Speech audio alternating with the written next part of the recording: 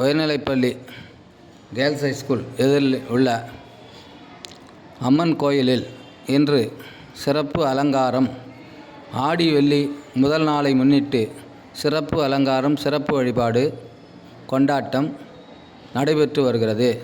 அது காலை 6 மணி முதல் மதியம் வரையும் தொடர்ந்து நடைபெறுகிறது.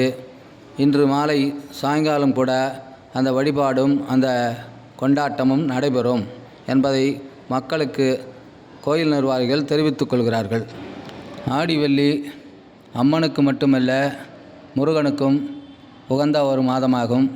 இந்த ஒவ்வொரு வாரமும் வருகின்ற ஆடி வெள்ளியில் அம்மனுக்கு சிறப்பு வழிபாடு, அலங்காரம் ஒவ்வொரு வாரமும் நடைபெறும்.